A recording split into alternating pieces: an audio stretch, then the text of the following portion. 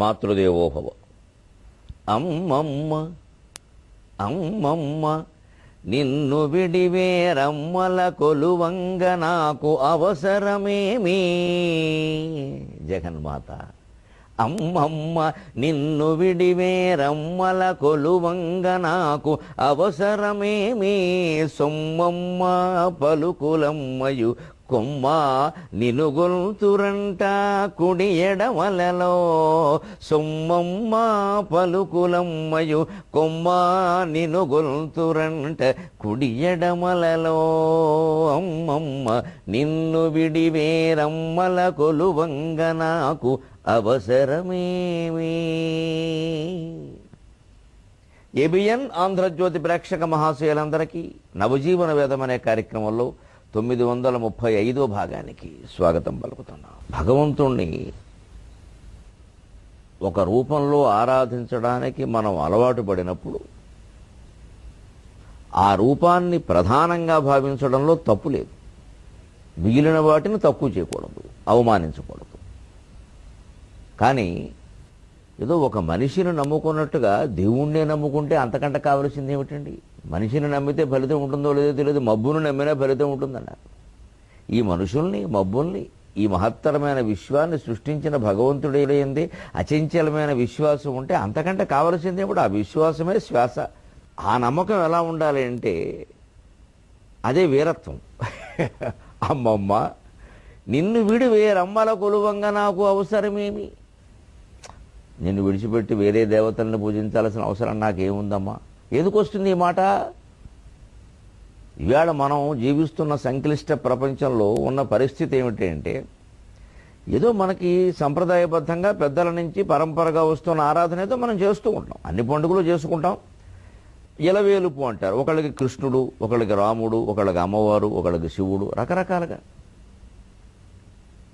ఏదో ఒక భయంకరమైన కష్టం వస్తుంది, వెంటనే ఇంకొక దేవతా రూపాన్ని ఆరాధించేవారు ఎవరో మన దగ్గరకు వచ్చి, ఇసలు ఇది కాదండి మీరు ఏదో చేస్తున్నారు కానీ ఇది తీసేసి అది పెట్టండి, ఇక నుంచి మీరు దీక్ష తీసుకోండి, మీరు తోరం కట్టండి చేతికి, నేను చెప్పిన క్షేత్రానికి వెళ్ళండి అని ఆ క్షేత్రంలో ఏదో మునిగిపోయినట్టు ఇక్కడేమీ లేనట్టు మాట్లాడతాడు. సమస్త క్షేత్రాల మహిమలు, సమస్త తీర్థాల మహిమలు కూడా మన మనస్సు చేసే మహిమ ముందు దిగదుడిపే.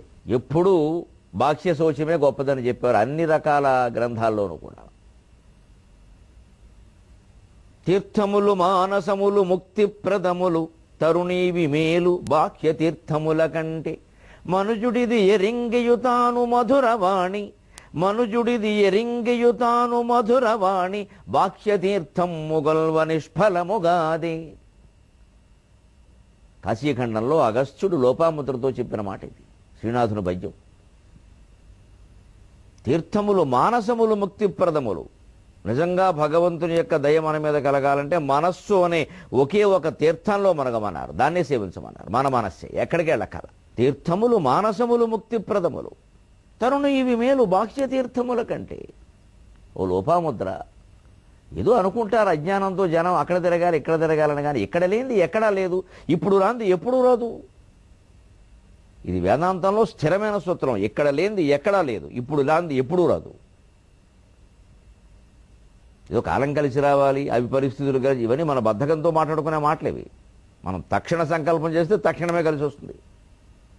అంత తీవ్రంగా చేయలేక, అంత పట్టుదలగా ఉండలేక ఏదో కాలం కలిసి రావాలమ్మా అని సాగతీ చేస్తూ ఉంటాం. ఇక మన చుట్ట మనం కాల్చుకుంటూ ఉంటాం. తరుణి మనుజుడిది ఎరింగియుతాను మధురవాణి. తెలుసుకుని కూడా ఎందుకు చేస్తారో అర్థం కాదు. లోపాముద్ర బాహ్యతీర్థము గొలవ నిష్ఫలము కాదే. అంబాజీపేటలో చెరువు దగ్గర నుంచి అమర్నాథ్లో సరోవరం వరకు ఎక్కడికి వెళ్ళి మునిగినా మన మనస్సు మారకపోతే వచ్చేది ఏమీ లేదు ఇక్కడ. ఆ మనస్సు ఆ మునగడం వల్ల మారుతుందని ఖచ్చితంగా ఎవరు చెప్పలేరు, నిరూపించిన వాళ్ళు లేరు. 100 మంది మునిగిన వాళ్ళు ఉన్నారు, మళ్ళీ వచ్చి వంకర పనులు చేస్తూనే ఉన్నారు. లేకపోతే ఇన్ని కల్తీలు ఎందుకుంటాయి దేశంలో? మనిషి మనస్సు కల్తీ కాబట్టి. ఆధ్యాత్మిక కేంద్రమైనది ప్రపంచం మొత్తం మీద మన దేశమే ప్రథమ స్థానం. అవినీతికి నిలయమైనది ప్రథమ స్థానంలో మన దేశమే ఉంది. పాలు ఎక్కువగా ఉత్పత్తి అయ్యేది మన దేశంలోనే, పాలల్లో కల్తీ దారుణంగా జరుగుతున్నది మన దేశంలోనే. ఎందుకు జరుగుతోంది? సమన్వయం లేదు, మనిషి మనస్సులో ఆలోచించుకోవట్లా. అదే ఇది ఇదే. పైగా ఎన్ని చేసినా ముక్కోటి ఏకాదశి దండం పెట్టుకుంటే పాపాలన్నీ పోతాయి, అంతే. పాలు పోతాయి, పాపాలు పోతాయి, పాలు తాగినవాడు పోతాడు. ఈ ప్రాథమికమైనటువంటి మనస్తత్వంలోనే మార్పు రావాలి. మనం నీతిపరులుగా ఉండడం లేదు అంటే గుడి సమీపంలోకి వెళ్ళే హక్కు కూడా మనకి లేదు. గుడిలోకి వెళితే పాపాలు పోతాయి కాదు, అసలు పాపాత్ముడైన వాడు గుడి ఛాయలోకి వెళ్ళద్దు. అసలు వాడు తెలుసుగా వాడు చేసిన పాపం వాడు ఎలా పెడతాడు? ఎంత ధైర్యం! దొంగ పోలీస్ స్టేషన్ దగ్గరికి వెళ్ళగలడా? దొంగతనాలు చేసిన వాడు ఎవడైనా ఓ దారిలో వెళ్ళవలసి వస్తే ఆ దారిలో పోలీస్ స్టేషన్ ఉందంటే పక్క నుంచి తప్పుకుని వెడతాడా లేదా? అలాగే పాపాత్ముడైన వాడు గుడి ఉన్న ప్రదేశాన్ని తప్పించుకుని వెళ్ళగలగల అంత భీతి మిగిలిన సమాజం పాపాత్ములకు కల్పించాలి. ఇవి ఎలా తిరుగుతున్నావురా తలెత్తుకుని? మనం వాళ్ళతో పాటు హాయిగా తిరుగుతూ ఉంటాం, పైగా ఉపాయాలు చెబుతూ ఉంటాం వాళ్ళ పాపాలు పోవడానికి. సులభమైనవి, సూక్ష్మమైనవి, ఎక్కడా పురాణ గ్రంథాల్లో లేవి. ఏదో వాడు ఈ రేపటికైనా ఎల్లుండికైనా కాస్త మారతాడేమో అని చెప్పిన మామూలు విషయాన్ని మహత్తరమైన విషయంగా చెప్పడం వల్ల వస్తున్నాయి. అది మామూలు విషయం. అలాగే మనకి ఎప్పుడైనా దేవతలను మార్చేయాలనిపిస్తుంది, వెంటనే ఈ దేవుడిని ఇంతకాలం కొలిచాం, ప్రయోజనమేం లేదు. అందుకని వెంటనే మనం పార్టీ మారినట్టుగానే ఈ దేవుణ్ణి పక్కన పెట్టేసి ఆ దేవుణ్ణి ప్రధానంగా పెట్టి ఈ 40 రోజులు 50 రోజులు ఈయన్ని పూజిస్తాం, నిన్ను పక్కన పెడతాం, కూర్చో అంటాం. వాళ్ళు నిజంగా దేవుళ్ళు వేరే అయితే ఆ దేవుడు కోపం రాదండి? ఇంతవరకు అర్చించిన దేవుడికి ఆయన కోపానికి మనం తట్టుకోగలమా? నిజంగా అది విగ్రహం కాదు దేవుడే అనుకుంటే, మనం ఇది కూడా దేవుడే అనుకుంటే దేవుళ్ళని మారిస్తే కోపం రాదా? ఎలా మారుస్తాం? అందుకే ఆ స్థిర సంకల్పం. అమ్మమ్మ ఎన్ని ఆపదలు వచ్చినా నా నమ్మకం చెదిరిపోదమ్మా, నాకు నువ్వే, నిన్ను విడి వేరమ్మల కొలువంగా నాకు అవసరమేమి, నేను ఎందుకు చేస్తాను ఆ పని? ఇది భక్తులు స్థిరమైన సంకల్పంతో అంటున్నమాట. నా మనస్సు చెదిరిపోతుంది అన్నప్పుడు నేనే అమ్మవారి దగ్గర కూర్చొని చెప్పిన 18 మా ఇంట్లో. ఈ మత మార్పిడి లేకుండా ఉండడం కోసం చెబుతున్నా. ఏ మతం మారడం అంటే తల్లిదండ్రులను మార్చుకోవడం కింద లెక్క. తల్లిని మార్చినట్టు తండ్రిని మార్చినట్టే మతం మారడం అంత దేశ ద్రోహం ఇంకోటి లేదు. ఏం అనిష్టమా? దేవుడు అనేవాడు ప్రపంచం అంతా ఒకడే. మతం మారితే అనుగ్రహం ఎలా వస్తుందంటే పిచ్చి మాటలు. కానీ ఇది ఒక ముఠా రాజకీయాలు ఇవన్నీ, మతం మార్పిళ్ళని. ఎందుకంటే మనం ఏ అమ్మవారిని నేనైతే నమ్మాను, ఆవిడ ఇటువంటిది సచామర రమావాణి సవ్య దక్షిణ సేవిత.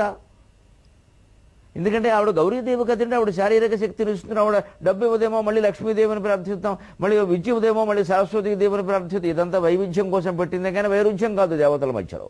సొమ్మమ్మ పలుకులమ్మయు కొమ్మ నిన్ను గొల్తురంట కుడి ఎడమలలో. లక్ష్మీదేవి సరస్వతీదేవి కోసం ప్రత్యేక ప్రార్థనలు చేస్తే కానీ డబ్బు చదువు పాండిత్యమో రాదు అని నాకు అనిపిస్తోందమ్మా. కానీ నా అజ్ఞానం కానీ సచామర రమావాణి సవ్య దక్షిణ సేవిత కళాత్మిక కళానాథ కావ్యాలాప వినోదిని సచామర రమావాణి సవ్య దక్షిణ సేవిత. నీకు ఒక కుడి ఎడమలలో నీకు లక్ష్మీ సరస్వతులు ఉండి నిన్ను సేవిస్తున్నారు అంటే, నేను నిన్ను సేవిస్తుంటే వారు నన్ను అనుగ్రహించక ఏం చేస్తారమ్మా? ఎవరి కోసం? యజమానురాలు అనుగ్రహిస్తుంటే దాసీలు వెనకాల రారా అండి? మనం ఏ దేవతను పూజిస్తున్నామో ఆ దేవతే యజమాని. మిగిలిన దేవతా రూపాలన్నీ పరివార గణాల కింద లెక్కే. ఎవరు ఏ రూపాన్ని ఆరాధించినా అభ్యంతరం లేదు. అందుకే వెంకటేశ్వర స్వామికి సంబంధించిన అలివేలు మంగా స్తోత్రంలో కూడా తవ సుప్రభాతమరవిందలోచనే భవతు ప్రసన్నముఖ చంద్రమండలే విధిశంకరేంద్రవనితాభిరర్చితే వృషశైలనాథ దయితే దయానిధే. అక్కడ లక్ష్మీదేవిని పెద్దావిడిని చేశారు. విధిశంకరేంద్రవనితాభిరర్చితే అన్నారు. విధి అంటే బ్రహ్మ, శంకర శంకరుడు, ఇంద్ర ఇంద్రుడు, వనిత వారి భార్యలు. బ్రహ్మ భార్య సరస్వతి, ఇంద్రుడు భార్య శచీదేవి, శంకరుడు భార్య పార్వతి. ఇక్కడ లలితా సహస్రంలో అమ్మవారిని మొత్తం నాయకురాలను చేస్తే సుప్రభాతంలో లక్ష్మీదేవిని నాయకురాలను చేశారు. ఇంకా మా పలుకులమ్మ సరస్వతీదేవిని అసలు వీళ్ళు ఆరాధించడం కాదు, లక్ష్మీదేవి పార్వతీదేవి వాళ్ళ భర్తలే ఆరాధిస్తున్నారు. యా కుందేందు తుషారకార ధవళ యా శుభ్రవస్త్రాన్విత యా వీణావరదండమండితకరా యా శ్వేత పద్మాసన యా బ్రహ్మాచ్యుత శంకర ప్రభృతిభిర్దేవై సదా పూజిత సా మాం పాతు సరస్వతి భగవతి నిశేషజాడ్యాపక. మా పలుకలమ్మని ఈ భార్యలు సేవించడం ఏంటంటే వాళ్ళ భర్తలే సేవిస్తున్నారు. యా బ్రహ్మ అచ్యుత శంకర ప్రభృతిభి అన్నారు, శంకర వనితా ప్రభృతిభి అనలేదు. అది మా సరస్వతీదేవి వైభవం. ఈ లక్ష్మీదేవి పార్వతీదేవి కాదమ్మా, లక్ష్మీదేవి భర్త అయిన విష్ణువు, పార్వతీదేవి భర్త అయిన శంకరుడు కూడా నీ గుమ్మం ముందు పడిగాపులకు వస్తున్నారన్నారు. బాసర ద్వారబంధం దగ్గర అందరూ కనపడతారు అమ్మవారిని నమ్ముకుంటే. నమ్మకంలో ఉంది విషయం. అంతేగాని దేవతల్లో ప్రాధాన్యం అప్రాధాన్యములు ఉండవు. సంప్రదాయ పరంపరగా మన తల్లిదండ్రుల నుండి తాత ముత్తాతల నుండి ఏ రకమైన ఆరాధనా విధానం వస్తుందో దాన్ని ఎట్టి పరిస్థితుల్లోనూ విడిచిపెట్టకూడదు. మిగిలిన పండుగలు చేయడం మానేయక్కర్లేదు. వారిని కూడా ఈశ్వరూపంతోనే చూడాలి. ఎందుకంటే దేవుడికి రూపం లేదు, అందులో అనుమానమే లేదు. నిరాకార, నిరాకుల, నిర్లేప, నిర్మల, నిత్య. ఎందుకు వచ్చే అలాగా నేను తాం అంటారు. లలితా సహస్రంలో నీ అనే అక్షరంతో వచ్చే నామాలండి నీను తాం. సరిగ్గా తకారం అంటే అక్కడ చవర్ కవర్ కాది పంచకం, టాది పంచకం. సకారం అంటే 6, ను అంటే అది 0. 60 ఉంటాయండి సరిగ్గా, మీరు లెక్క పెట్టుకోండి.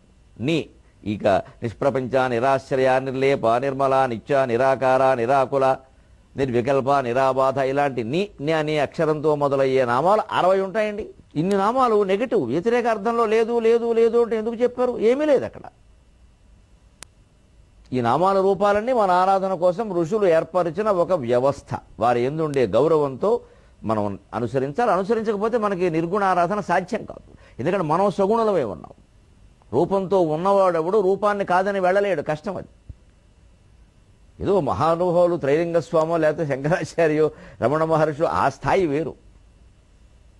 వారు కూడా ఎప్పుడూ రూపారాధన కాదనలేదు, పైగా ప్రోత్సహించారు. సగుణారాధన ఎవరూ కాదని శంకరాచార్య అందరి దేవతల మీద స్తోత్రాలు వేశారు. ఈ సారాంశాన్ని మనం గ్రహించగలిగితే మనం ఆరాధించే దేవుడు యందు, దేవత యందు అత్యున్నతమైన భక్తి ప్రపత్తులు ప్రదర్శిస్తూనే మిగిలిన దేవతా రూపాలను కూడా అదే విధంగా చూడగలం. అప్పుడు సంపూర్ణమైన అనుగ్రహాన్ని పొందగలం. ఏదో దీనికోసం ఒకరు, దానికోసం ఒకరు, శని పెట్టిందని ఒకరు, రాహుకేతువులు పట్టాయని ఒకరు, ఇన్ని అవసరం లేదండి. ఇదంతా బుర్ర పాడైపోతుంది దీనివల్ల. ఏ దేవత మీద చివరికి నమ్మకం కుదరదు. అప్పుడు ఎవడో వచ్చి మోకాలకు నూనె రాసి మా దాంట్లోకి రమ్మంటాడు, వాడు మాయలో పడతాం. ఇప్పుడు ఇంతమంది వల్ల జరిగింది, అక్కడ జరుగుతుందా? మన అజ్ఞానంగానే. ఈ స్థిరమైనటువంటి భగవద్విశ్వాసమే ఎప్పుడూ మనని కాపాడుతుంది. అదే సముద్రాన్ని, అదే అడవులని, అదే పర్యావరణాన్ని మొత్తం కాపాడాలని ప్రార్థిద్దాం. అంతకంటే ఏం చేస్తాం? మరి మన కర్తవ్యాలు మనం చేయడం, దైవ ప్రార్థన చేయడం, దైవధ్యానము తప్ప వేరొకటి కర్తవ్యము కనిపింపదు. హనుమంతుని విధానమే మనకందరికీ అనుసరణీయం. ఆయన కర్తవ్యం చేసేవాడు. మిగిలిన సమయం అంతా స్మర్తవ్యం. కర్తవ్యము ధర్మపదము, స్మర్తవ్యము రామపదము. ఇది హనుమంతుని జీవితం. కర్తవ్యము ధర్మపదము, స్మర్తవ్యము రామపదము. అంతే. ఇంకా రెండో మరి పెట్టుకోవాలి. మనమేనా అంతే. మన కర్తవ్యం నిమిత్త మాత్రంగా వయస్సును బట్టి, వార్ధక్యాన్ని బట్టి, ఆరోగ్యాన్ని బట్టి, పరిస్థితులను బట్టి ఏవి అత్యవసర కర్తవ్యాలు ఉన్నాయో అవి మాత్రమే చేయడం, ఏవి అత్యవసరమైన మాటలు ఉన్నాయో అవి మాత్రమే మాట్లాడడం, అత్యవసరమైన ఆలోచన మాత్రమే రానిచ్చి దాన్ని ఆలోచించడం, మిగిలిన ఆలోచన స్విచ్ నొక్కినట్టు నొక్కి పారేయడం. ఊరుగా నాకేం పనిది, వాళ్ళ బాటలు వాళ్ళు పడతారు. మన దగ్గరికి వస్తే సలహా అడిగితే చెబుదాం, లేకపోతే ఊరుకుందాం. చూసుకోవలసింది ఏ వ్యక్తికి ఆ వ్యక్తి తన ముక్తి కోసం ప్రయత్నం చేయవలసింది. ఆ ముక్తి కోసం చేసే ప్రయత్నంలోనే జీవితం చాలా తేలికైపోతుంది. ఇంట్లోనైనా ఒక్కొక్క వస్తువు బరువు తగ్గించుకోండి, మీకు ఇల్లు తేలికైపోతుంది. కనీసం ఇల్లు మారుతున్న వాళ్ళు అందులో కొన్ని వస్తువులు, 4వ వంతు వస్తువులు తీసేసే ప్రయత్నం చేయండి. లగేజీ తగ్గిపోతుంది, ఖర్చు కూడా తగ్గుతుంది, భారం తక్కువ, బరువు తక్కువ, బాధ్యత తక్కువ. ఇవి ఇంట్లోనే వస్తువులు కాస్త తగ్గించుకుంటే, ఇచ్చేస్తూ ఉంటే, భారం తగ్గుతూ ఉంటే, మనస్సులో ఉండేటువంటి బాధ్యతలు, బరువుల యొక్క భారాలు తగ్గించుకుంటే ఎంత సుఖంగా ఉంటుందో వేరే చెప్పాలా? ఇంక ఈ విషయం మనం ఆలోచించక్కర్లేదు. ఇంకా వాళ్ళు ఆలోచిస్తే ఏదైనా విషయం వస్తే చెప్పడం ఎంత, రోజు మాట్లాడుతుంటే రోజు మాట్లాడకూడదమ్మా, ఏదైనా అత్యవసరం అయితేనే నాకు ఫోన్ చేయమ్మా, నీ కాపురం నువ్వు చేసుకో చెప్పేయాలి. ఎందుకంటే వాళ్ళు నిలబడి చేసుకోవాలి దాన్ని. 25 ఏళ్ళు వచ్చా, 30 ఏళ్ళు వచ్చా, ఇంకా ఏమిటిది? ఎందుకంటే మూడో వ్యక్తి సలహా, తల్లి అయినా సరే, తండ్రి అయినా సరే, అసలు వ్యక్తికి నచ్చుతుందో నచ్చుతో చెప్పలేం. వాళ్ళు మనకు నిజం చెబుతున్నారో లేదో తెలియదు. మన పిల్లలు కాబట్టి వీళ్ళు చెప్పేది నిజం అనిపిస్తుంది. కోడలో, అల్లుడో, పరాయి వాళ్ళు కాబట్టి అది తప్పు అనిపిస్తుంది. ఇందులో మమకారం ప్రభావం చాలా ఉంటుందండి. అది మా వాళ్ళు తప్పు చేయరండి, మేము అలా పెంచలేదండి. పెంపకాన్ని బట్టే మనుషులు ఉండరమ్మా. మహాపండితుల కుటుంబాల్లో పెంచిన పిల్లలు పరమమూర్ఖులైన వాళ్ళని చాలామందిని చూసాం. చాలా సామాన్యులైన వాళ్ళ ఇళ్లలో మహాపండితులు పుట్టడానికి చాలామందిని చూసాం. పిల్లిని చూసి భయపడేవాడికి సింహాల లాంటి కొడుకు పుట్టిన సందర్భాలు చాలా ఉన్నాయి. సింహాలకి పిల్లులు పుట్టినవి ఉన్నాయి, జాతి దౌర్భాగ్యవశాత్తు. ఇవేవి నిర్ణయాలు కావు, ఇవేవి నిశ్చయాలు కావు. పెంపకాన్ని బట్టి అన్నీ ఉంటాయనుకోవడం అజ్ఞానం. పెంపకం ప్రభావం 10 ఏళ్ల వరకు ఉంటుంది. ఆ తర్వాత కొంత ఉంటుంది. 20 ఏళ్ళు దాటాక ఏమీ ఉండదు, ఇంకా పెంపకం ఎక్కడది. రకరకాల ప్రభావాలు వస్తాయి. దానికి పెంచిన వాళ్ళు ఏం బాధ్యత వహిస్తారు, ఎలా వహిస్తారు? మనకేదో లోకుగా అండం కాబట్టి అలా పెంచారని అనేస్తాం అంతే. వాళ్ళని అండం మనకి సరదా. ఈ మాటలు మానుకుంటే తప్ప, నిష్పక్షపాతంగా ఆలోచిస్తే తప్ప అసలైనటువంటి జగత్తత్వం, దానికి మూలమైన భగవత్తత్వం అర్థమయ్యే అవకాశం లేదు. ఈ స్వార్థాలు, ఈ మమకారాలు, ఈ అహంకారాలే మనుషుల పట్ల ఉన్నవే వస్తువుల పట్ల కూడా మారాయి. వస్తువుల పట్ల ఉన్నవే మనుషుల పట్లకి మారాయి. వస్తువుల పట్ల మనకు ఉండేటువంటి వాంఛలే మనుషుల పట్ల కూడా ఏర్పడ్డాయి. కాబట్టి వస్తు సంస్కృతి పెరిగిన కొద్దీ మనుషుల్ని కూడా వస్తువుల్లాగే చూస్తున్నాం. ఏ క్షణమందు ప్లాస్టిక్ మహీతలమందున కాలు మోపెను. ఇప్పుడు మొత్తం ప్రపంచాన్ని పట్టి పీడిస్తున్న పర్యావరణ సమస్య ప్లాస్టిక్. దాని గురించి చెబుతోంది సముద్రం. ఏ క్షణమందు, క్షకార ప్రాస పెట్టింది భయంకరంగా. ఏ క్షణమందు ప్లాస్టిక్ మహీతలమందున కాలు మోపెను. ఆ క్షణమంది ఈ ధరణి ఎంతయు మారెను చెత్తకుండిగా. ఏ క్షణమందు ప్లాస్టిక్ మహీతలమందున కాలు మోపెను. ఆ క్షణమంది ఈ ధరణి ఎంతయు మారెను చెత్తకుండిగా. మోక్షము లేదు దీనికిక, ముద్దలు తక్కువ మూతలెక్కువై. అక్షయమయ్యే చెత్త అది అంటిన చాలు పశువులు నశించడిన్. అక్షయమయ్యే చెత్త అది అంటిన చాలు పశువులు నశించడిన్. బెకలాండ్ కనిపెట్టిన ప్లాస్టిక్ బ్రహ్మ పదార్థమవుచు. వికసించిన పువ్వులైనవా వికసించవు వాడవైన విరులున్. వికసించవు వాడవయ్యే విరులున్ తరులున్. బెకలాండ్ అనేవాడు ప్లాస్టిక్ కనిపెట్టాడు. ఆయన ఏదో అలాంటిది ఒకటి ఉంటే ఈ నీళ్ల గదుల్లో పనికొస్తుందండి. ముఖ్యంగా తడవకుండా ఉండాలి, శుభ్రంగా ఉండాలంటే ప్లాస్టిక్ ఏనండి అక్కడ. అది కూడా మనం ఏం చేస్తాం, ప్లాస్టిక్ బకెట్ ఉంది నిజమే. స్నానం అయిన వెంటనే ఇంట్లో వాళ్ళందరూ స్నానం చేసాక దాన్ని బోర్లించాలి. నీళ్ళు అవసరమైతేనే పట్టించాలి, లేదా బోర్లించాలి. రోజుకు ఒక్కసారైనా 2 గంటలు ఇంట్లో ఉండే నీళ్ల గదిలో ఉండే ప్లాస్టిక్ బకెట్టు, మగ్గు అక్కడ ఏమున్నాయో అవన్నీ బోర్లించి పెట్టండి. ఎంత శుభ్రంగా ఉంటాయో. అలాగే ఉంచేస్తాం. దాని కింద శుభ్రంగా మడ్డి కట్టేసి గార పట్టిన 6 ఏళ్ల క్రితం పళ్ళు దోమిన వాడు పళ్ళు ఎలా ఉంటాయో ఆ ప్లాస్టిక్ బకెట్ లోపల అలాగే ఉంటుంది. ఇప్పటికే మీ నీళ్ల గదుల్లోకి వెళ్ళి ప్లాస్టిక్ బకెట్లు బోర్లించి వచ్చి ఉంటారు, నాకు నమ్మకం. లేకపోతే తర్వాత అయినా చేయండి. సూక్ష్మమైన ఉపాయాలండి ఇవన్నీ. బద్ధకం అంతే, మనకు అంతకంటే ఏం చేయాలి. ఇందులో ఖర్చు ఏం లేదు, కష్టపడేది ఏం లేదు. సూక్ష్మం చెయ్యమంతే. పోనీ నీళ్ల కొరత ఉంది, నీళ్లు పట్టుకున్నాం, ఏదో రోజుకు ఒకసారైనా 1 గంట సేపు బోర్లించలేమా? ప్రతి చోట ఈ తొట్టి కుళాయిలు ఉంటాయి, వాష్ బేసిన్లు. తొట్టి కుళాయి, దానికి తెలుగు పేరు అది తొట్టి కుళాయి. దాని మీద బోర్లించండి కాసేపు. మొత్తం ఆ నీళ్ళన్నీ ఇలాగా అన్ని చిందులన్నీ అందులో పడిపోయి బొట్లు కింద రాలిపోయి శుభ్రంగా ఉంటుంది, అందంగా ఉంటుంది చూడడానికి. తడవకుండా ఉంటుంది, మా కాళ్ళు పాడవకుండా ఉంటాయి, నీళ్ళకి ఇబ్బంది లేకుండా ఉంటుంది. ఎనపది పెడితే తుప్పడుతుంది, అన్నీ తెలుసు మనకి. ఎనపది బరువు కూడాను. అలాంటి సందర్భాల్లో వాడడానికే కనిపెట్టి దాని ప్రయోజనం దానికి ఉంది, మానే కదా. కానీ ఈవేళ ఇంకా బియ్యం దగ్గర నుంచి సమస్తానికి గోనె సంచులు పోయి ప్లాస్టిక్ సంచులు వచ్చే బియ్యానికి. ఈ గోనె సంచులు ఏ నష్టం ఏంటండి? జనపనార ఎంత పరిశ్రమ అండి అది. జనువు పంట పండుతుంది, రైతులు బతుకుతారే. పురుకోసలు తయారు చేసేవారు, జనపనారతో సంచులు తయారు చేసేవారు. ఆ సంచుల్లోనే ధాన్యం పట్టేవాళ్ళు, ఆ సంచుల్లోనే బియ్యం ఆడించేవారు, ఆ సంచుల్లోనే తెచ్చుకునేవాళ్ళు. అవి చీకిపోయే వరకు, చివికిపోయే వరకు వాడుకునేవారు. బాగా ఇంకా చీకిపోయి చిల్లులు పడిపోతే కాలి పీచుల కింద వాడేవారండి నీళ్ల గదుల ముందు, వంటింటి ముందును. ఏమి గొప్ప నాగరికత. వస్తువులను ఎలా వినియోగం చేశారండి మన పూర్వులు. అవతల వారేశారా? చిట్ట చివరి క్షణం వరకు దానివల్ల ఎన్ని ఉపయోగాలు ఉన్నాయో అన్నీ పొంది అప్పటికీ కుదరకపోతే ఇంకెక్కడో పెంట కుప్ప మీద పారేసేవాళ్ళు, ఏదో నేలలో కలిసిపోతుంది. ఆ గోనె సంచి కలిసిపోవడం చాలా తేలిక. ఇవాళ ప్లాస్టిక్ సంచులు కలవడం కష్టం.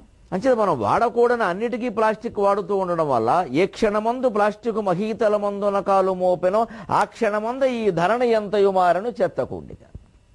అది ఏ దుర్ముహూర్తంలో కాలు పెట్టిందో కానీ మొత్తం భూమండలం అంతా ఓ చెత్తకుండి అయిపోయింది. మోక్షము లేదు దీనికి విడుదల కనపడ్డల్లా ముక్తి లేదు. ఎంత చెప్పినా వినరు. బజార్కి వెళ్ళేటప్పుడు ఓ సంచి పట్టుకెళ్ళడానికి నామోషి అయిపోయిందండి ఇప్పుడు చాలామందికి. టమోటాలు 1 సంచిలో, వంకాయలు 1 సంచిలో, కొత్తిమీర 1 సంచిలో, ఇక గోంగూర 1 సంచిలో, తోటకూర 1 సంచిలో, ఈవిడ జుట్టు పోగు 1 సంచిలో, ఇవన్నీ పెట్టి మొత్తం కలిపి మళ్ళీ ఒక పెద్ద సంచిలో. ఇన్ని సంచులు పట్టి ఇవన్నీ రోడ్డు మీద వేసిరేయడం. ఇన్ని సంచులు రోడ్డు మీద పడుతుంటే వాన ఎలా కురుస్తుంది? ఎంత మేర ప్లాస్టిక్ సంచి రోడ్డు మీద రోడ్డు పక్కన పడి ఉందో ఆ మేరకు వాన కురవదు. అలా 4 సంచులు పడ్డాయంటే మొత్తం వాన హైదరాబాద్ నుంచి ఆదిలాబాద్ పోతుంది, కురవదు. ఇంకా చివరికి బంగాళాఖాతానికి పోతుంది. అంతా సంచులు మూల. ముద్దలు తక్కువ మూతలు ఎక్కువ. ఒక చిన్న పేస్ట్ కొంటాం మనం, దాన్ని ఒక ప్లాస్టిక్ ట్యూబ్లో పెట్టాడు, దానికి ఒక ప్లాస్టిక్ మూత పెట్టాడు, దానికి మళ్ళీ ఒక అట్టపెట్టి పెట్టాడు, దానికి మళ్ళీ ఓ సంచిలో ప్లాస్టిక్ సంచిలో పెడతాడు. ఇలాంటి ఓ 4 కొంటాం. 4 సంచులు, ఇవన్నీ మోయడానికి ఓ సంచి.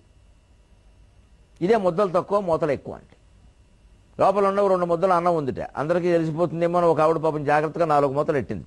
ఇది ఎవరైనా వచ్చిన వాడు ఒక మూత తీస్తే ఏం కనపడదు, 4 మూతలు తీస్తే లోపల ఉన్నది 2 ముద్దలు. ముద్దలు తక్కువ మూతలు ఎక్కువ అని. వాడే పదార్థం పేస్ట్ చాలా తక్కువ, దానికి మొత్తం వెనకాల కవరింగ్ ఎక్కువ.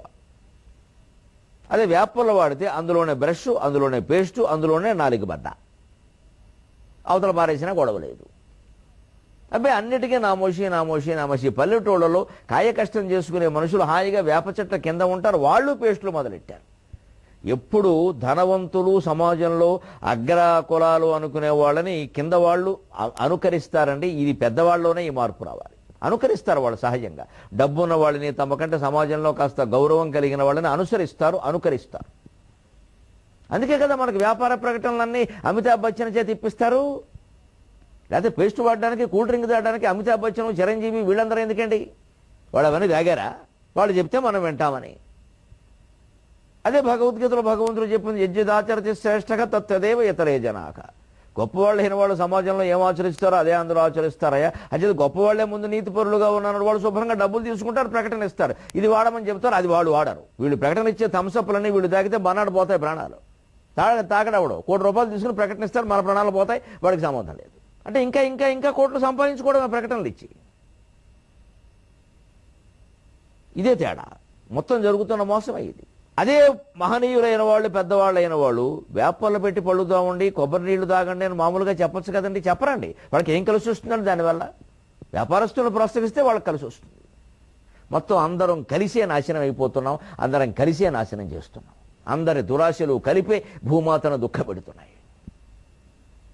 ఎన్ని కోట్లు వచ్చినా ఇంకా సంపాదించుకోవడమే వ్యాపార ప్రకటనల ద్వారా. వాడిన వాళ్ళు చెప్పితే ఎంత బాగుంటుందండి. వాడిన వాళ్ళు చెప్పరే, ఎవడో వచ్చి చెబుతాడు. రోజు టీవీలో కనపడేవాడు, సినిమాలో కనపడేవాడు, వాడికి సంబంధం లేని విషయం అది.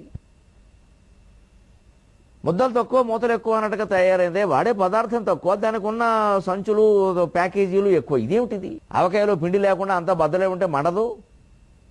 అది బద్దల కోసం. అయితే మామిడికాయలు దొరుకుకునే వాళ్ళకి ఆవపిండి ఎందుకు?